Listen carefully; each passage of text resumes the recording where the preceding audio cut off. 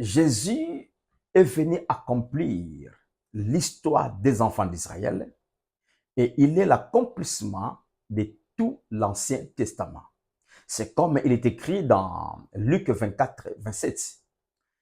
Il est venu accomplir tout ce que Moïse, tout ce que les prophètes et tout ce que les psaumes ont dit de lui. Bienvenue dans comprendre le salut neuf. Nous sommes tentés d'explorer que de Genèse à Apocalypse, c'est la Christologie. Jésus est au centre dans toute la Bible.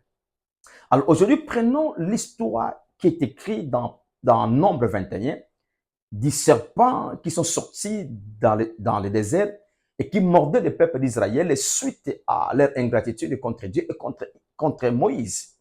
Et les serpents mordaient et les serpents amenaient à la mort. Le venin des serpents menait à la mort. Alors la solution que Dieu donne à Moïse, c'est quoi? C'est de faire ou de fabriquer un serpent d'airain et d'avoir une perche, de les placer une perche et les lever à une dimension, à un niveau que toute personne qui sera mordue au serpent sera capable de voir le serpent élevé et il vivra. Or, lorsque nous étudions très bien, le serpent d'airain était sur une perche élevée. Et la perche, c'était avec la matière du bois. Alors, cela a été accompli à la croix par Jésus.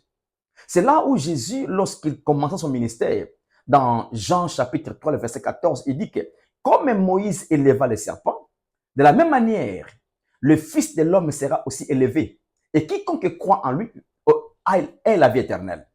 Alors, nous comprenons maintenant que le venin du serpent qui causait la mort, simplement symbolisait le péché adamique qui a causé aussi la mort spirituelle. Par le venin du serpent, les gens étaient morts, et aussi par le péché du premier homme, Adam, toute personne est morte spirituellement, séparée de Dieu. Alors la solution c'est quoi? Comme le serpent d'airain était élevé sur une perche, c'est comme aussi le Fils de l'homme doit aller à la croix. Donc Jésus était à la croix, élevé sur une montagne, en fait que toute personne à quatre coins du monde entier sera capable de voir que Jésus est à la croix. Or, la croix était composée de quoi? La croix était faite de bois. De la même manière, la perche qui a suspendu les serpents d'airain, c'était fait du bois, et aussi la croix était faite du bois. Maintenant, lorsque aujourd'hui, nous regardons le péché adamique qui a causé la mort spirituelle, la séparation de l'humanité à Dieu, a été maintenant résolu à la croix par Jésus qui a été élevé à la croix. Maintenant, quiconque croit en Jésus aujourd'hui n'est plus mort, il a la vie éternelle.